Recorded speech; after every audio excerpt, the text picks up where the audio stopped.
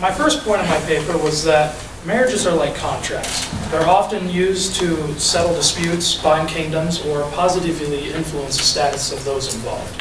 Because of this, married people typically don't share like love between one another. This is evident in The Knight of the Cart when Meleagant comes in and steals Queen Guinevere. Arthur didn't do a darn thing about it. In fact, he was more worried about the fact that Kay was going to leave than he was that his wife was getting stolen. And this just shows how much of a lack of marital love there actually was in medieval times. Couples they usually see each other for months or years before even getting married. And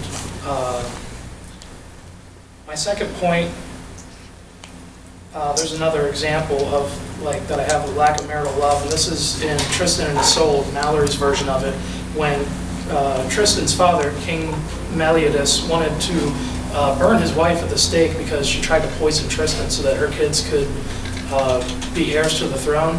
She tried to poison Tristan, and the king almost drank the poison, but she stopped him, and figuring this out, he just wanted to burn her alive, and that is completely ludicrous. This lack of marital love often results in affairs in medieval times.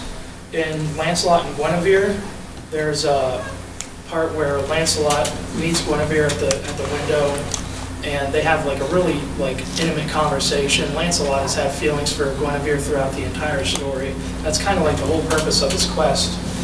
But when they meet, he pries open the bars, and things get pretty intimate from there. Another example, in Tristan and Isolde,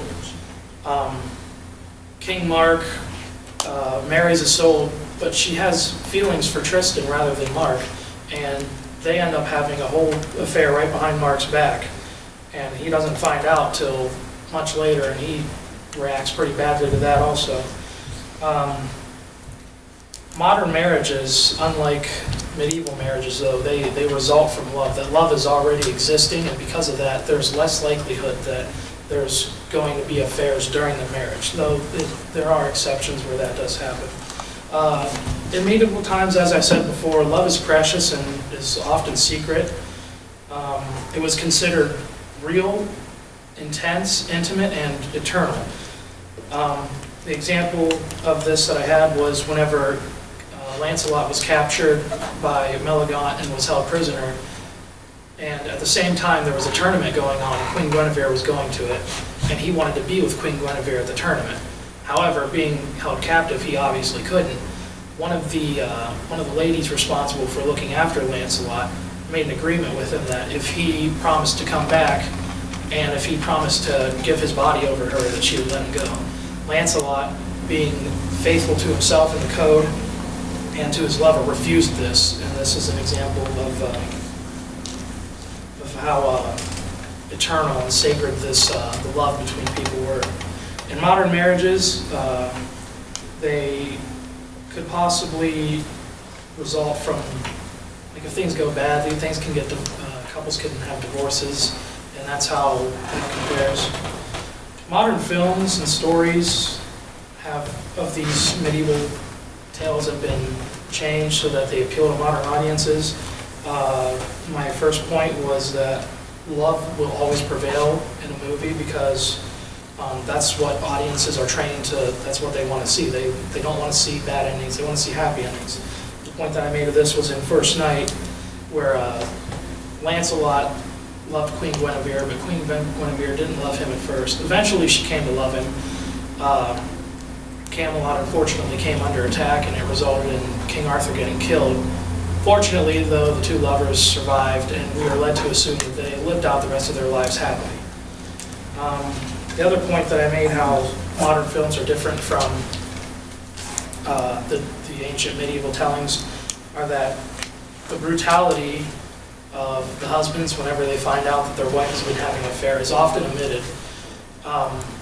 In Tristan and Isolde, King Mark, after he finds out that Isolde is having an affair with Tristan, he locks her in a hut with lepers, and that's kind of crazy. But in the theatrical version, King Mark, he sees the love, he figures out that they're in love with each other. He's mad. He realizes that Isolde would be much happier with Tristan rather than being with him, and he's able to recognize this, and he realizes that it would be better for Isolde that she stayed with Tristan. So he decides gives him the chance to run away together, but as we know, they don't. In conclusion, though we see love and marriage as two intertwined concepts in today's society, the same cannot be said about the medieval period depicted in Arthurian texts. In medieval times, marriages were viewed more as contracts than as bonds of love. Marital love was nearly non-existent. Wives often had lovers despite the fact that they were married, and the love that formed between women and their lovers was incredibly precious and sacred. Because of these things, modern films have had to alter the stories in order to appease modern audiences. Though the concepts and ideals back then did not agree with our modern beliefs, it is a unique part of our history, and because of that, we will continue to appreciate it, as we always have.